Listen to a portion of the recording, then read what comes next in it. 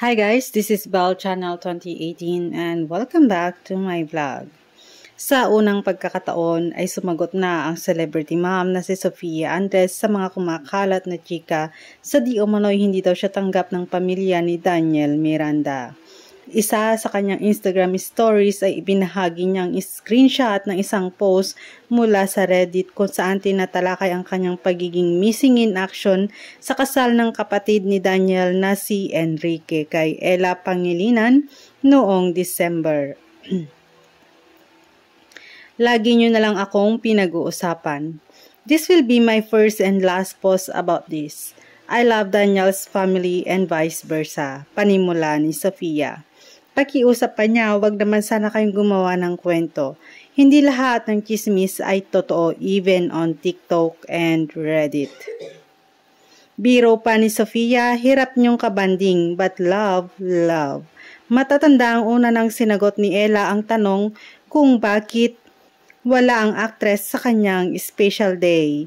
Ang sagot ni Ella, may importanteng matter si Sofia kaya hindi na ito naka-attend ng kanilang kasal. Dahil nga rito ay may mga lumabas na chika na hindi maganda ang relasyon niya sa kanyang future in-laws. Para sa mga hindi aware, ang partner ni Sofia na si Daniel ay mula sa angkan ng mga Luwilier. Sa hiwalay na post naman ay naglabas siya ng saloobin tungkol sa kanyang experience kung saan minamaliit siya dahil sa kawalan ng maraming pera. I grew up working hard for the things I have now. Mahirap talaga pag walang pera. Pag wala kang pera, minamaliit ka, tanga ka. May mga tao that will make you feel that you're nothing and will tell you all your flaws, ang sagot ni Sofia. Pagpapatuloy niya, a lot of you were saying laos na yan, manggagamit yan. Hindi pa kasal yan, may anak lang yan. Hindi naman invited yan. I don't feel comfortable sharing this with you dahil baka sabihin papansin. But this is how I feel and I want you to know that it also bothers me. Lahad niya. Madalas siyang ma-misunderstood dahil sa kanyang pagpapakatotoo.